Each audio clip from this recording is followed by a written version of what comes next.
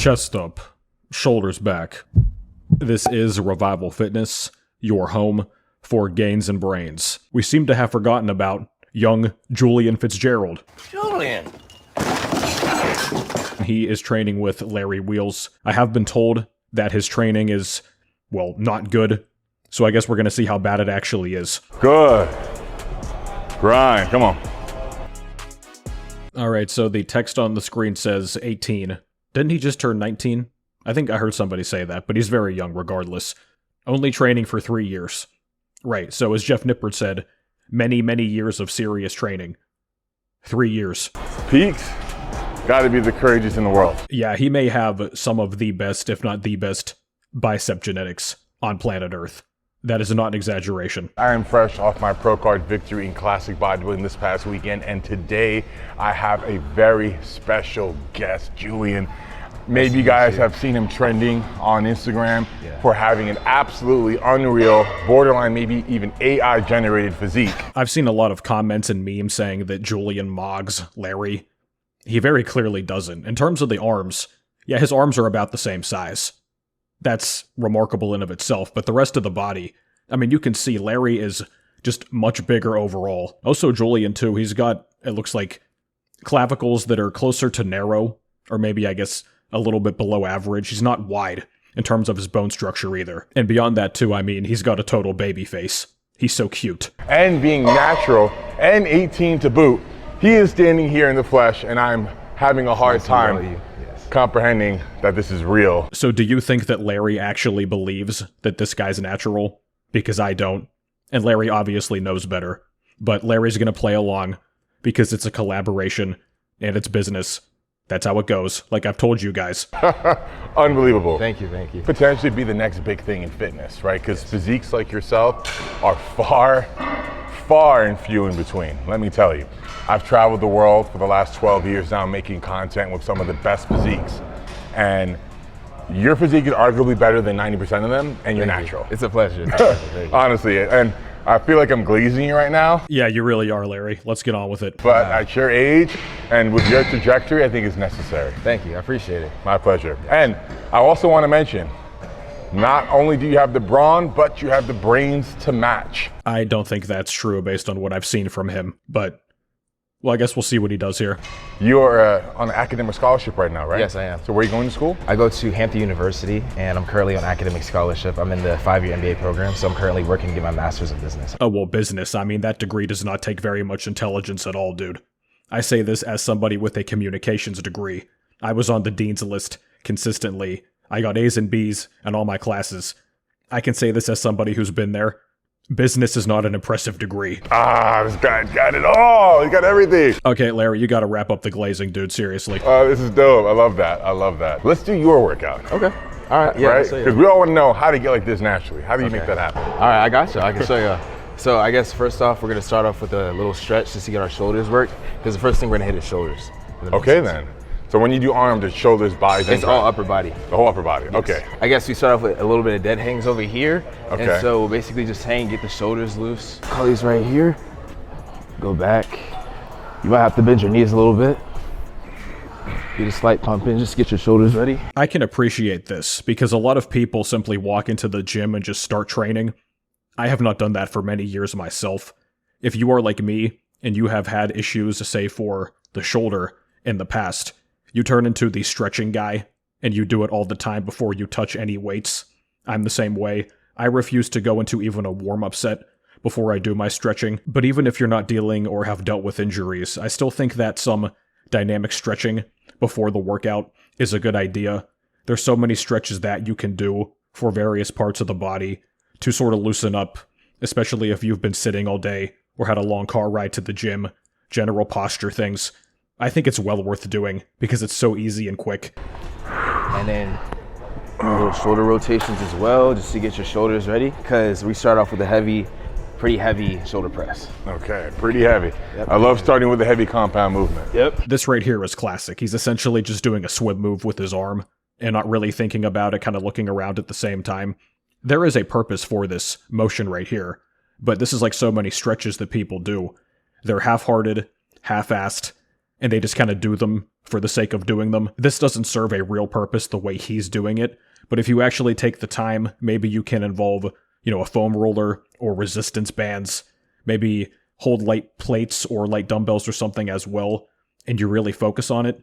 That's where the benefit comes from. But doing the half-hearted stuff like this, or people do the arm across the body, or they bend over and touch their toes for 2 seconds, those aren't going to do anything. All right, so your warm-up set weight is 70 pounds. I usually do 90s, but because, the new gym and stuff like that, I'm not sure. Okay. Depending on how light these are, I might move up to 90s. I just got to test it out first. Now I feel weak warming up with the 50s. I've seen this guy barbell overhead press, 400 plus pounds, maybe even more than that. So I don't think 50s are what he's really using to warm up. Maybe like the first warm-up set, just to get blood going. That's light as a feather for Larry. Yep. All right, 3, 2, 1, up. Okay. All right, you're in the groove now. Ooh, all right. Oh yeah, nah, I'm going to 90s. Yeah, these are way too light. So we've got the one arm at a time action. I don't see a point in doing that. And also he got a lift off from Larry on his warm-up set. Why would you need a lift off on a warm-up set? Is gravity turned down in our gym or what? Yeah, no, we gotta move up. Larry is not very good at this entire hosting a video thing, is he? What's your body weight at? I'm currently around 205, 200 pounds. I fluctuate with 205. You look a lot thicker than that, man. Thank you, I appreciate it. I have never really seen his quads. I mean, here he's got on shorts. His calves don't look that developed, but a lot of guys don't have developed calves, even if they train them very well. It's very genetic. But I've heard people say that he doesn't really train his legs. How true is that? I don't know. But if he had legs that matched his arms, or were kind of close to them, he would weigh more than just over 200 pounds. He probably would be like 220, 230. So think about that, and then think about the FFMI that Jeff was talking about. He's just at 25, right on the dot of natural, or not, of course. If this guy had the leg size that would match his upper body, he would probably be like 27 or beyond FFMI. Yes. Yes. All right, raise the spot, please. Okay. Are you ready? 2, 1, up. All right. Yep. Light. Dang, he really lifts those weights up slowly, doesn't he? I mean, to start a set, he's just like barely moving. Larry had to lift those himself, it looked like. Thank you. Very light. No problem. This is heavy for him. Yep. Perfect. Good. Yep. Beautiful. Yep. There's no way he gets more than 2 reps per side, based on how this weight is moving. Let's get it. Come on. Yep. Yep. Yep. Can't even get an extra rep. Come on. Yep. Yes. One more. Last one. Yep. Finish it. Yes. And Larry was like, oh, this is so light for you. I mean, like I mentioned a second ago, even on the way up, it looked like Larry was lifting the dumbbells for him. So this is very heavy for him. And he did the 70s and was like, oh, this is so easy. Apparently not. Well, I'll tell you what. If Julian does a lot of exercises that way, and he's always lifting extremely heavy for what he can handle, I bet his joints are pretty darn sore. You know what I think he could use? The sponsor of today's video, Bob and Brad. And this is their new Vibe Flow massage gun. You guys have seen me use a variety of Bob and Brad's massage guns over the years, and they're all excellent. But the Vibe Flow is unique because it uses 116 Hz high-frequency vibrations with 7,000 RPM, far higher than the typical ranges from 2,000 to 3,000, and it strikes 3 to 5 times faster than traditional percussion massage guns. It rapidly relieves muscle fatigue, soreness, and stiffness, and it is safe for all areas of the body except the head because it is more gentle than other models. The Vibe Flow is also unique because the 4 attachments are built in. There is nothing that you need to remove or twist on. Everything is included on the body itself. The smallest attachment is the bullet head, and it is great to get into the very fine, more bony areas of the body, like on the hands and the feet. The flathead is good for small surface areas, including the joints and the muscles, and the large flathead is more versatile to cover small and large areas alike, and it is great for myofascial work in general. And on top is the silicone head. This is the least invasive, and it is the easiest, especially when it comes to the joints and bones. So if you have problems in those areas, and typical massage guns tend to bother them, this is right up your alley. The Vibe Flow is extremely portable as well, and it comes in this convenient carrying case. It is easily chargeable with this USB port, and it only weighs 1.15 pounds. So it's seamless to use, the long handle makes any area of the body accessible, and you can toss this in to your travel bag or your general gym bag easily and have it anywhere that you go. The battery life is great as well, with a single charge lasting up to 7 hours. The Vibe Flow also includes a user guide that shows you how to hit different areas of the body and how to do so in the most effective ways possible. So whether it's you or somebody you know or love dealing with muscle stiffness, joint pain, and fatigue, the Vibe Flow is something you definitely want to have in your toolkit. So if you would like to give it a try, click the link at the top of the description box down below and get 10% off using code BOBBRADVIBE at checkout. So right off the bat, this is very interesting. He's over 200 pounds. His arms are this big. He barely got 3 reps with 90-pound dumbbells on shoulder press. And the way he's doing it is a bit harder because he's holding the one static. Even so, his muscle mass, his size, his body weight, that's all he could do.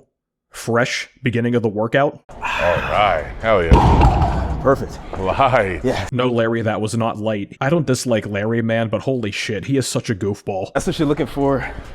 Nothing too heavy, but just heavy enough to give you that pump. Nothing too heavy. Bro, if you went up to the 95s, I don't think you could do a single rep. We're only doing around 2 sets with each one, so you want to make sure you get the most out of it. Okay. Without pushing yourself too far. Okay. I would assume Larry's gonna crank these out for what? 12 to 15 easily if he doesn't stop himself. Nice. Perfect.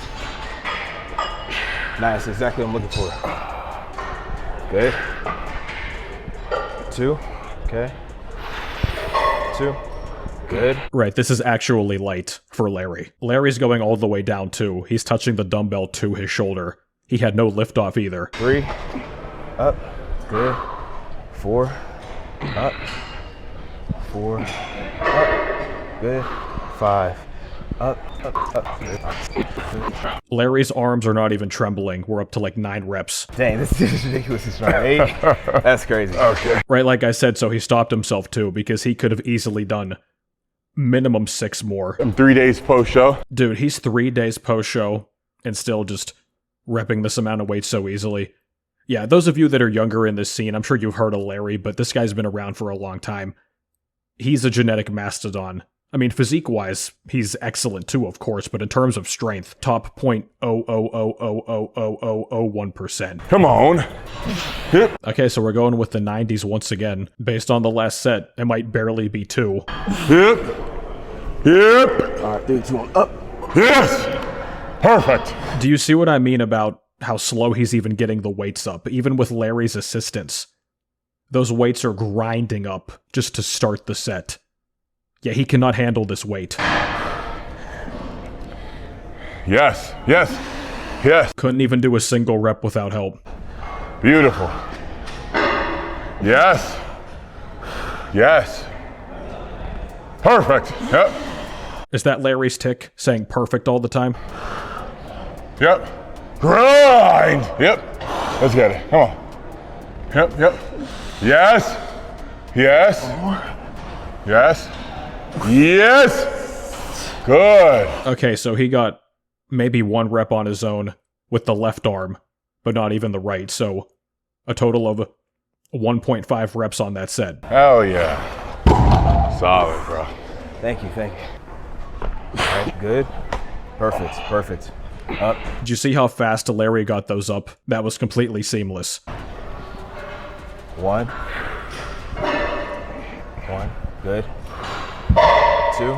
Perfect. Now Julian's copying Larry's tick with the perfect. Jesus Christ. We can start moving on to the side delts. Now for these, I like to try to make these more optimal so I'm not wasting my time. So I like to find sort of a wall or some sort of flat object that I can lean up against.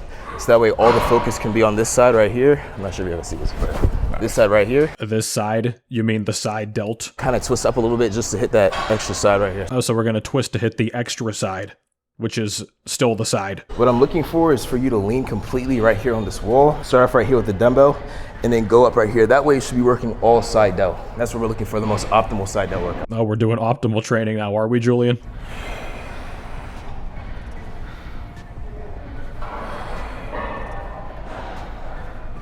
And even if you want to do lower reps, I see no problem with that. I still see people comment, oh, you need to do above 8 reps for hypertrophy. No, you don't. That is long outdated thinking. Nice. He mentioned a second ago we want to isolate the side delt optimally, right? You can even see here how he's starting to shrug it. And, you know, he's going against the wall, which prevents him from using body English, which is helpful. But this is still too heavy for the exact purpose he's trying to use this exercise for. Now the range of motion's starting to go down a bit. He's not lifting it as high as he was in the first few reps. Okay, good. So for that last rep that y'all do, I'm looking for basically you to give it your all. I'm not expecting you to go all the way to the top, but I do want you to push yourself, kind of get that burner set in. What the fuck is a burner set, Julian? I would recommend though for all the reps, I'm looking for complete range of motion. And you just failed to do that. It's okay if you start off light, but I am expecting all of you when you do this workout to go at least this high because we're looking for that full range of motion. Let's rewind and watch what he just did. You sure about that? So this guy does not take his own advice, clearly. I usually keep my rep ranges in between 8. I'll keep it between 8. You can't go between 8. 8 is a single number. Yeah, the business major, everybody. Basically, I'll be going to failure each set, but once I hit 8, that's when I usually up the weight because I'm trying to get mass without doing too much because I've definitely heard that, you know, the more reps you do, the more it trains endurance other than hypertrophy and things like that. Okay, he has no idea what he's saying, bro. Oh, I go between 8 and then I want to train for mass, and I've heard people say that the more reps you do, the more it trains endurance. That is true, but that's going to have to become much higher than 8 reps. I'm trying to get bigger, so I try to keep it around the 8 range. That's why you see me stop around 7. And once I hit 8, then I'll usually go up from, I think this is a 35. Once I hit 8, then I'll go from a 35 to a 40. Based on what we just saw, if he goes from 35 to 40, he's barely going to get 5 clean reps with that 40. How big you trying to get, man? Honestly, let's just see where God brings me. You know, I've already gotten, you know. Oh, I can grab that one. Oh, here you go. Here. Yeah. Julian, you're that big, you can't carry, 35-pound dumbbells? Larry's right out of the show. I mean, he's being nice trying to help you carry the weights, but for real? Now that I've, you know, started following and gained some sort of influence, I do find it important for me to bring out my absolute best for everybody because, you know, I do have people that I am trying to inspire, people that I'm trying to guide. You are not in the position to guide anybody. This is a small sample of his training so far, but if the rest is similar, yeah, he's clueless. He does not know what he's doing. So he could get much more results, even than he already has, if he actually gets his training dialed in. You know, Julian, you should check out my programs, linked down below. Way more than exercises on a sheet, I break down everything you need to know to make serious gains for life, a template you can use indefinitely, and you can find tons of testimonials on my site as well. Many happy people that have used them. Seem like you'd be a great role model, man. Thank you, I appreciate it. Try to be an example. Larry is not struggling that much with these. I mean, to some extent, of course, but he's going up to the same height every time. He's not using a lot of body English. He's not shrugging that much. He's doing what Julian thinks he's doing. You know, your rear delts is kind of a hard place to hit. And so with this, I'm really just looking for you to do that correctly so that way you can try to, you know, get that muscle to grow. And of course, the weight will grow over time. Okay. So I'm looking for this. How many times is he going to say he's looking for something? I'm gonna keep my elbow tucked into my core right here. Keep my back straight. Kind of go to the side like this, like that.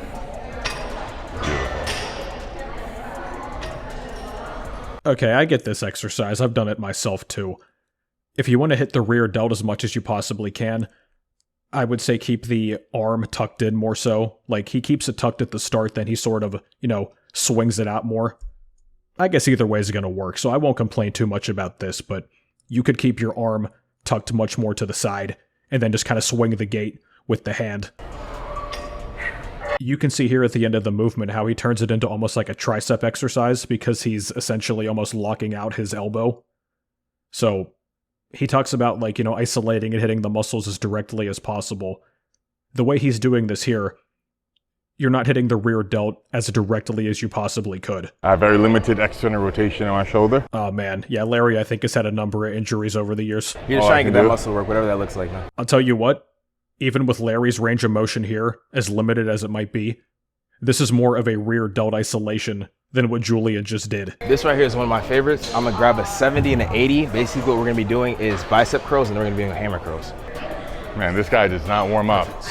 70s? What? I was not expecting him to bring the 70s for the first set. How many hours I've wasted warming up when this guy can just go straight into it? So I'm looking for right here. All right, cool. Wait, that 80s too? Yep, it's for hammer curl. Start off, feet right here to help with stability. You're gonna go all the way down, go all the way up, and you're gonna try to get that bicep peak in. Dude, this kid has no idea what he's talking about. Just the buzzwords. Oh, go all the way down, all the way up, get the bicep peak in. So you mean flex your bicep, like contract it. That's what a curl is, Julian, yes. After you finish that, you're gonna move on to hammer. So I'll take like a maybe 10 to 30 second rest, and then I can move on to these right here. A superset for the same muscle group or very similar muscle groups is not optimal. Yep. Damn, that's impressive, bro. That is no joke.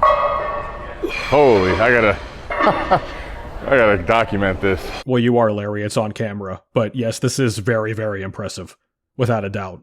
So these look to be cleaner than what we've seen so far. What? Your conditioning right now is better than I had for my show. Thank you. Even getting, what did he get there, 4 reps or so with 70s, and he didn't sway a whole lot? That is very impressive in of itself. Most guys are never going to reach that amount of weight, no matter how big they get.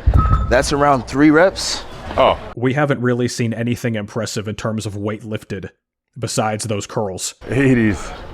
My guy is yoked. Holy.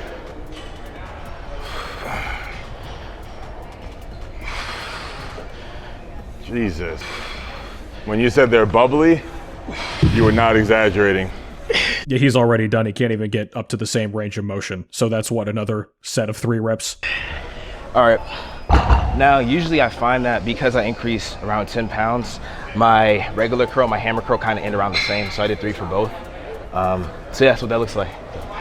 I definitely recommend those. It's really helped the bicep growth. This guy has no idea what helps him. He's just that genetically gifted, and he's that blessed that he can grow doing anything. The combination of the genetics and the gear, yeah, you can turn into this without really any knowledge. Like I said, man, if he actually gets on top of his training, he could, I don't even know how far he could go, but it would be insane. Perfect. That's exactly what I'm looking for. Larry's doing these with the supination too, and he's swaying a little bit, but yeah, this is high level shit. Great. 2. 2. Come on, let's get one more. Come on. 3. Perfect. 3. Okay, try again. That's it. Good. Perfect. Try to lean back a little bit. Good. Larry doesn't adjust his torso at all. Nice. Let's get one more. Oh, that's it. Damn. Perfect. Whew. That's what I'm looking for, man. Strong dude. This entire video is Larry just glazing him, and then he says, "That's what I'm looking for, perfect." Oh my god, dude, this is like a no personality convention. God damn.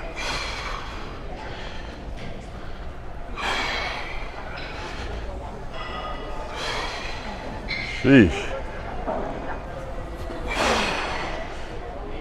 Okay, he has this on the other side too, and I noticed he did it on the last set also. You see how high up he has his hand on the dumbbells here? I understand it, but you notice how his wrist is kind of tilting this way? Because that's what happens whenever you hold the dumbbell up this high. It makes your wrist tilt forward by default. I think he should grip these a little bit lower, like more so in the center, or maybe slightly above the center, given the exercise. But this could give some people a lot of wrist problems if you hold the weight up this high. Yep. Yes. Man. This is hard to watch for me, man. Like, His wrists over the years, if he keeps this up, I'm sure they're going to be in so much pain. Yep.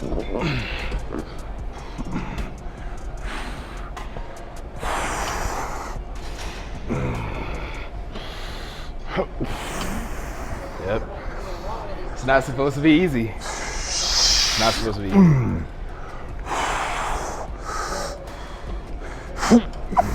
Yeah, this is heavy even for Larry. And he mentioned he was just out of the show. This is what, the third heavy bicep exercise in a row now? Larry's notorious for getting people injured during collaborations. He might get hurt himself here.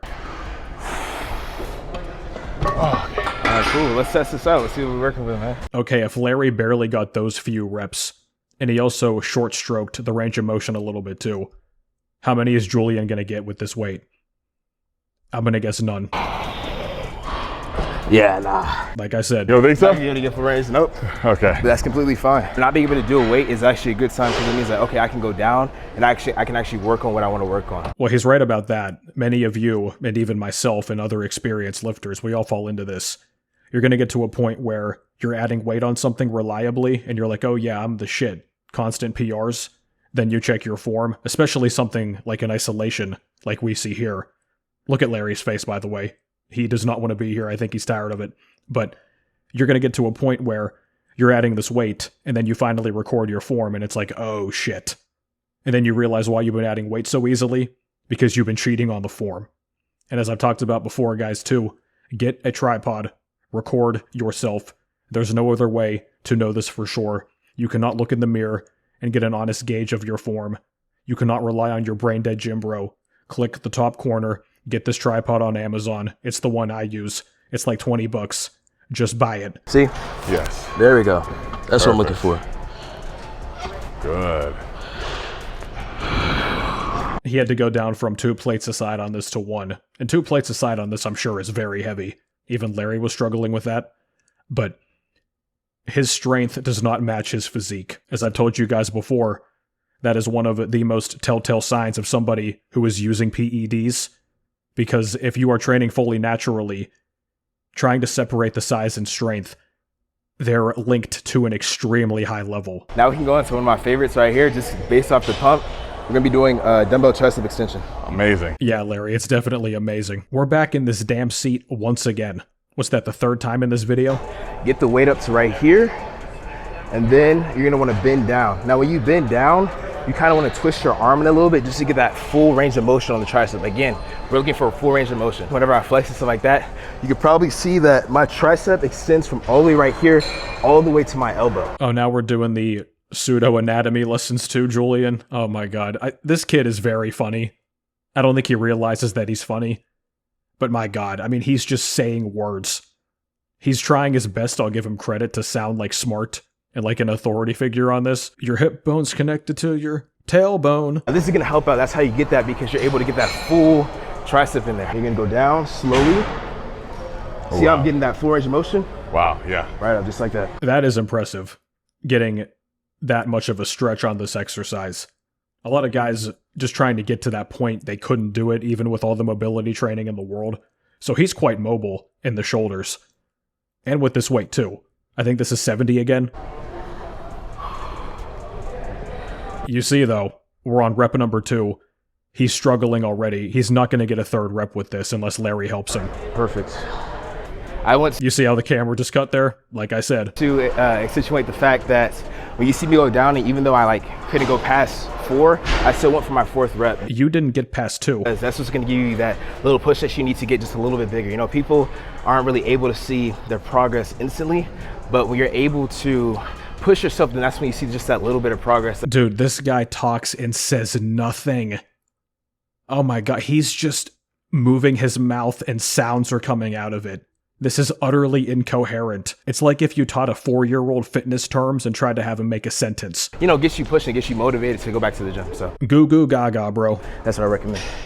So I'm gonna go ahead and try to get the same amount. This arm right here, go for around 3 to 4.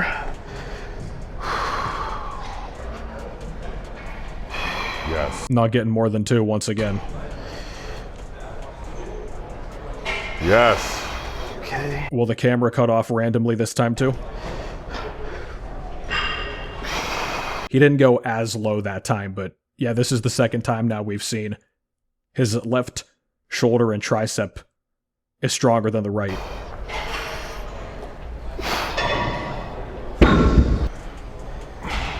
Yeah, Larry cannot get that low. Yeah, Perfect. doesn't feel right, but The damage that you've had in your shoulders, you probably don't want to try to go this far with this exercise. You might hurt yourself. Yeah, okay, so with this one, it is going to be a little bit of discomfort on your elbow, just a tad bit, but when you get your second set, it'll go away completely. Okay, so your second set, it just disappears magically, according to Dr. Julian.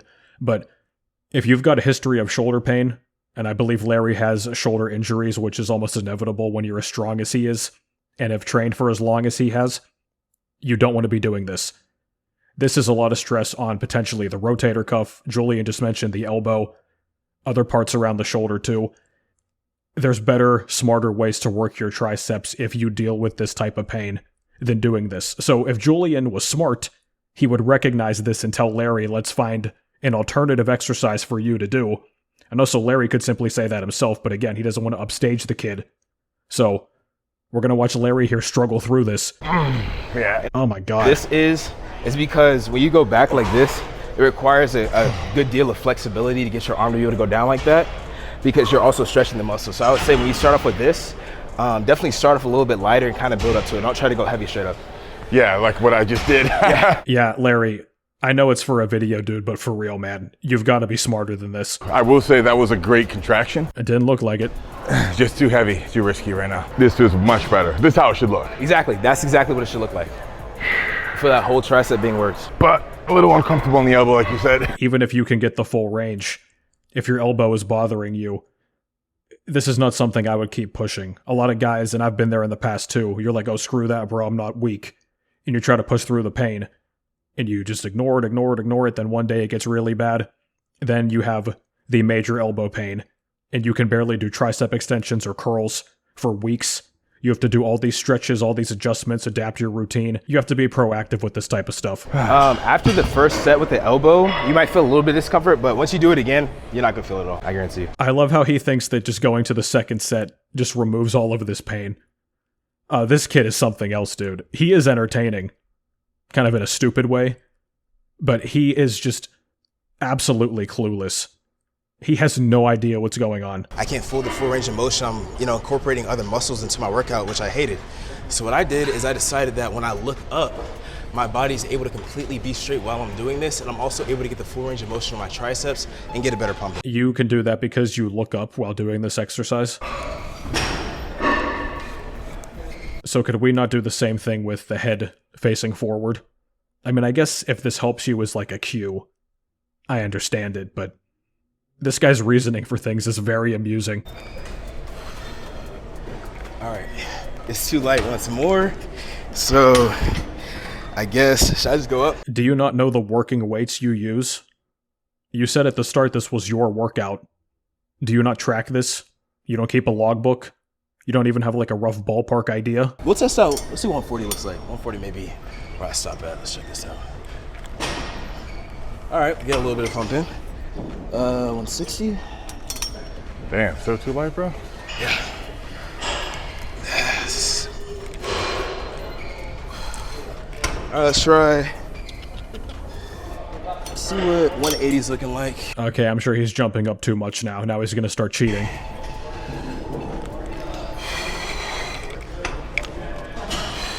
Let's go right here. Yes. And now he can't do another rep yet again. So he was talking earlier, he likes the 8 range, so-called, the range of 8. He's doing a lot of stuff here that's, what, 3-4 reps? Some of the stuff 2 reps. I wish Larry was being honest with the guy, because you can look at Larry's face and tell that he's tired of this. But Larry's being, the nice guy for the content and everything. But more people need to speak out against this type of stuff. They won't, like I told you, but I wish some of you would. All right, so with these, what I like to do is I'll just get the bar first just to get a little warm up in, because I don't really do, too crazy of a warm up. We've done a number of arm isolations, and we started with the dumbbell shoulder press. Now we're doing bench press last. That's not exactly wrong. That's something I do more myself now as an advanced lifter. I tend to do the isolations first, then compounds later. That's something I used to never do, and I would not advocate most of you do that. Now that said, when you do that, you're going to be lifting less weight than you could normally be doing if the order was flipped. So if you can bench, say, 225 for 8 at the start of a workout, if you do bench middle of the order, or especially last on, say, an upper body day, or a chest day or something, you might struggle to bench 225 for like 3 to 4 reps. With this, y'all might see me fail somewhere around between maybe 365, maybe a little bit higher than that, because of the amount of volume that I'm doing. Okay, so if he says he's going to fail around 365 here, this deep into the workout, that would mean he's normally benching about 405 if he did it at the start. When I was first growing up, like I said, I used to play football, so my dad was in the gym teaching me. He used to have me go right here, which is why, my triceps started to grow a lot. I suppose you could theorize that helped them grow, but that's not why they grew the way they did. I learned that for me, a good bench is about this way. I like to put my thumbs right here on these lines and then put them up like this so I can get a good chest stretch while also not taking out too much of that tricep. Do you notice how high he had to lift that bar up to get it out of the rack? And I think these type of racks, yeah, it looks like a powerlifting type of stand. You can adjust these to make these go up. So if you're in a general gym and you can't adjust the bench hooks like they're stationary, you have less control over this. But whenever you're benching, check out this video in the top corner. I go over bench press form in full detail. A lot of tips there. But you want the unrack to be as horizontal as possible. A lot of people make it very vertical, and the bar goes up and then down. And that's not going to help you. You can lose your tightness that way. You bleed energy when doing that.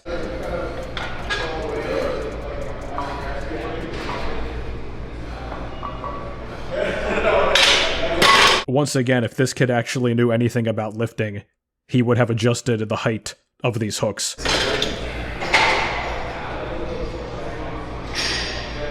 We see Larry's doing the not full lockout on the bench. We'll talk about that in the coming video about range of motion. That'll be kind of controversial. You see how high he had to lift his arms up there to unrack that bar? Okay, looks like we're up to 3 plates now. Yes, sir.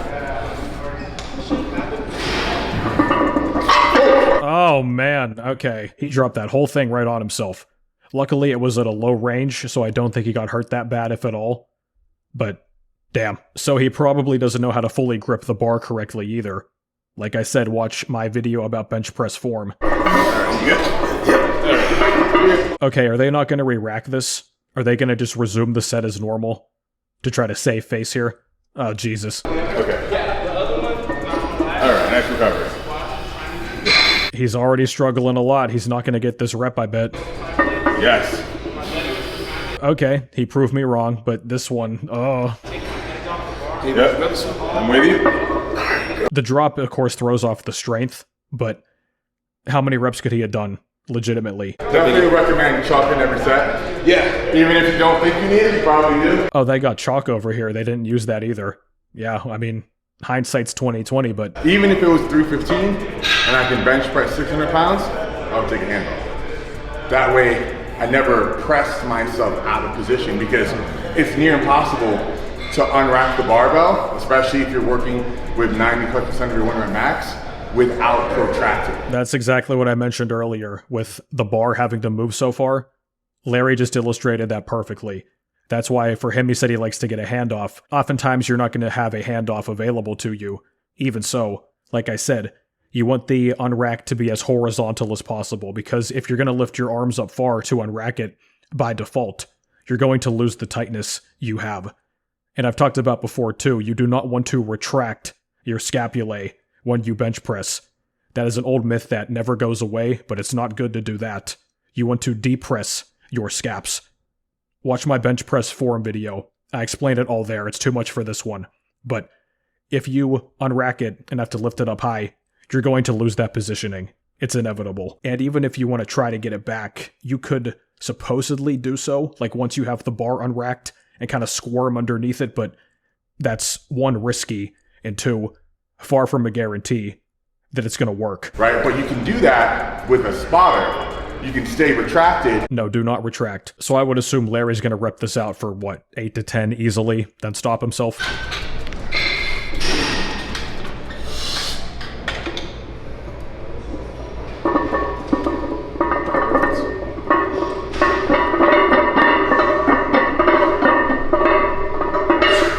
Revival was right. Again, we're up to 365. Oh, he's not getting a clean rep by himself. Yes! Perfect! Wow. I did not expect that. I mean, props to him for proving me wrong. Now we have the physique comparison, and you can see Larry is just much wider. He's got more mass on the back, and I'm sure his legs are much bigger, even though you can't really see them. But even so, I mean, Julian's arms are close to the size of Larry's, and that's the video. I gotta say, I did not expect him to hit 365 for one at the end there. Shout out to him for proving me wrong in real time. But the rest of that, oh man, yeah, he does not know a whole lot. He is just saying words and terms and trying to put these sentences together like he's sort of educated. He really isn't. I mean, his training overall, I think he's got like decent ideas of what he thinks he should be doing, but he doesn't actually apply them properly, and he also doesn't really understand the fundamentals of those ideas in the first place. So young Julian, if you're watching this, I'm not trying to be mean to you, bro. I mean this genuinely. You need to watch my channel. You need to learn how to actually lift weights and program and prevent injuries, because based on what I saw here, there's a good chance in the next few years, especially as you get bigger and bigger in terms of physique and influence, you are destined to suffer an injury. It could be relatively minor, it could be just kind of in the middle, it could be serious or even life-threatening. I'm not hoping that on you, but based on what I saw here, you're going to head down that track. You need to wise up with your training. And the same applies for many of you as well, even if you're much smaller and weaker than Julian. So, watch all my stuff. But this has been it for me, guys. Thank you for watching. Be sure to check out my training programs and my nutrition guide, the Body Composition Bible, linked down below. Stop wasting your precious time in the gym, in the kitchen, in the grocery store. And if you want to get in direct contact with me, the best way to do so is via consultation, or see the links down below as well. And I will catch you guys next time.